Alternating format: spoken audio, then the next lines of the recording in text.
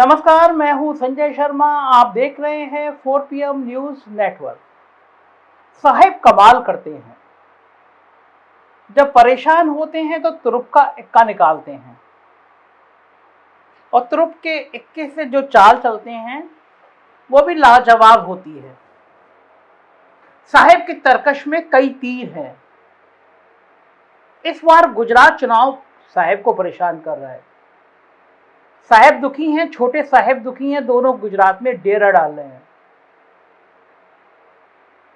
साहब को लगता है, पता है, यकीन है कि अगर गुजरात गया तो 2024 गया और 2024 तक पहुंचते पहुंचते बहुत बड़ी भारी मुसीबतें सामने आ जाएंगी। तो साहेब ने 2024 का ब्लूप्रिंट तैयार किया है और 2024 के ब्लूप्रिंट में साहेब के सबसे पसंदीदा मोहरे बादशाह और वजीर तय कर दिए गए हैं।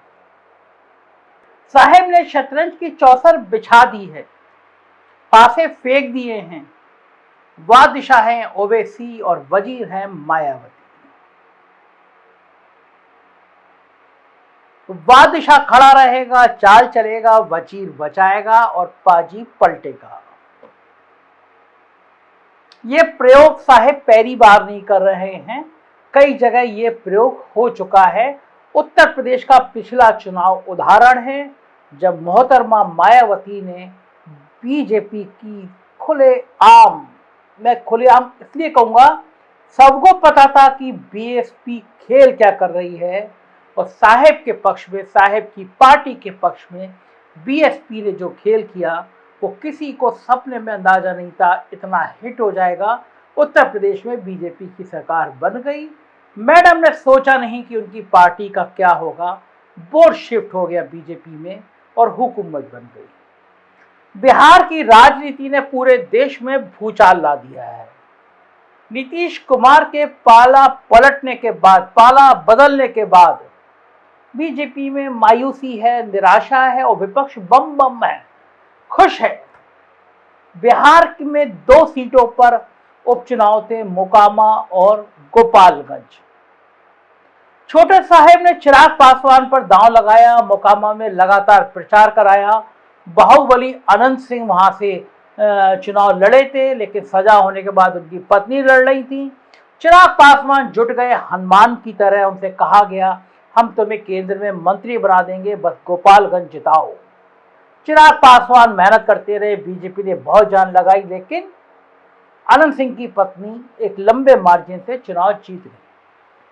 दूसरा चुनाव था गोपालगंज में, सिंपैथी थी, चुनाव लड़ रहे थे सब लोग और भारतीय जनता पार्टी जानती थी कि अगर गोपालगंज हारे तो बिहार में डिब्बा गोल हो जाएगा।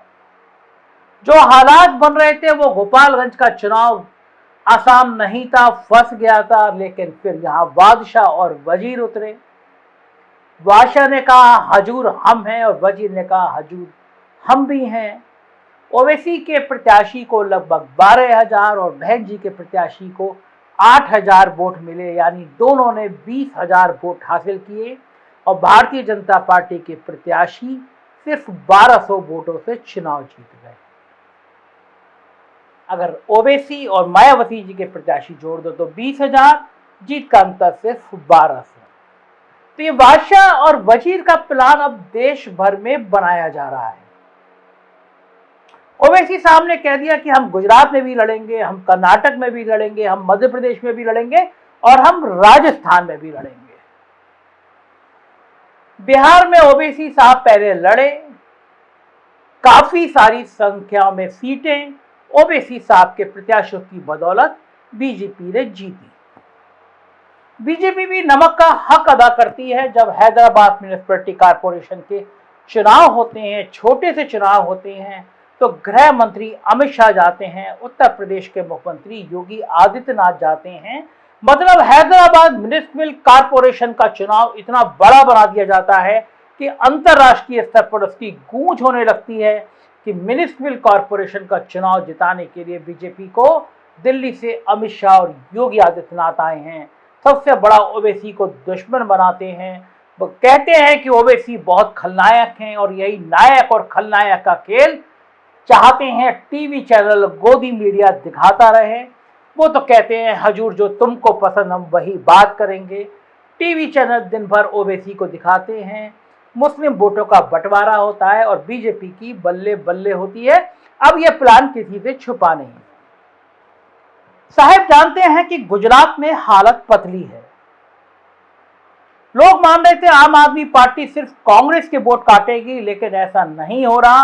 कांग्रेस के वोट कटेंगे, उससे ज्यादा बीजेपी के वोट गड़बड़ हो जाएंगे, इसकी भी आशंका जताई जा रही है। अहमदाबाद, सूरत, शहरी इलाके में आम आदमी पार्टी बहुत ज्यादा अच्छा काम कर रही है।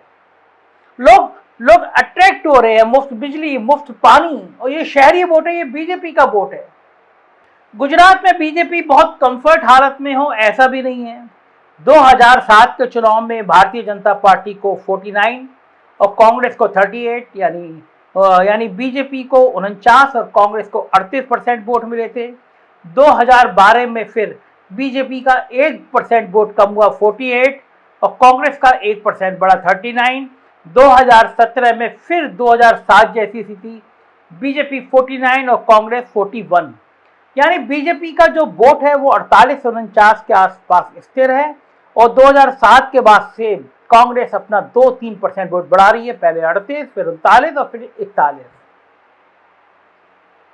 अगर आम आदमी पार्टी 4-5% वोट लेती है और वो वोट अगर बीजेपी का होता है तो इस बार हालात बदल जाएंगे। बहुत ज्यादा सीटों में भी अंतर नहीं है। 99 सीटें बीजेपी की थी और कांग्रेस की 77 सीटें थी। सूरत एक तरफा सारी सीटें सूरत बीजेपी जीत गई थी। अगर 10 सीटें गड़बड़ाई थी तो सरकार कांग्रेस की बन जाती। गुजरात मतलब 2024 का सर्टिफिकेट, गुजरात मतलब सरकार की चाबी। गुजरात के नाम से साहिब की कपकपी चढ़ रही। यही कारण है कि महाराष्ट्र के बड़े से बड़े उद्योग, हजारों करोड़ के उद्योग उठा के गुजरात में भेज दिए गए।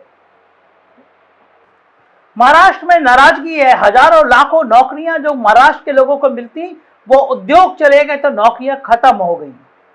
यही कारण है कि जब अंधेरी ईस्ट का चुनाव हुआ तो बीजेपी और शिंदे गुट की इतनी हिम्मत ही नहीं पड़ी कि वो अपना प्रत्याशी उतार सके।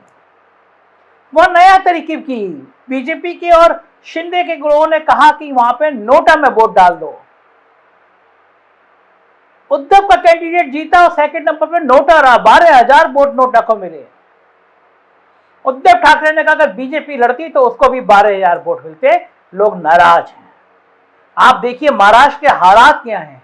भारतीय जनता पार्टी अपना कैंडिडेट उतारने की हिम्मत नहीं कर सकी। ये साहब को समझ आ रहा है बहुत ज्यादा सीटें हैं, उत्तर प्रदेश के बाद सबसे ज्यादा सीटें हैं और ये 2024 में महाराष्ट्र गले में अटकने वाला है। तेलंगाना से बहुत उम्मीद थी। कांग्रेस के प्रत्याशी थे, पहले विधायक रह चुके थे, जयपाल रेड्डी।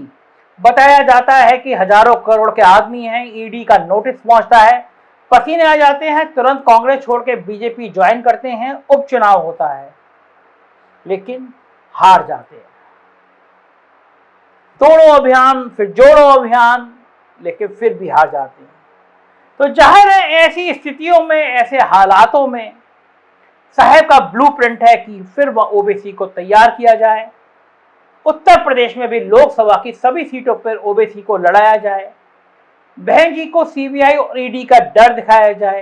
कैंडिडेट की लिस्ट अमित शाह तय करें। कौन सा कैंडिडेट ऐसा होगा जो मुस्लिम मतदाताओं को विभाजित कर देगा। मुस्लिमों को संदेश दिया जाए कि बहन जी के साथ आओगे तो ज़्यादा फायदा है। अगर ये बिखराव नहीं होगा, ये टकराव नहीं होगा तो जाहिर है मुस्लिम मत एक मुश्त पड़ेंगे और ये साहब और छोटे साहब के लिए परेशानी पैदा हो जाएगा। तो राजा चाहता है कि वजीर और वो मिलकर हुकूमत फिर बनाएं, 2024 में फिर सल्तनत हासिल करें। होगा क्या, हम बताते रहेंगे। देखते ही रहिए 4 PM न्यूज़ नेटवर्क। यही चैनल है जो सच बोलेगा। उत्तर प्रदेश की खबरें देखनी हो तो 4 PM यूपी और बिहार की खबरें देखनी हो तो 4 PM बिहार जरूर सब्सक्राइब करिएगा। शुक्रिया, थैंक यू।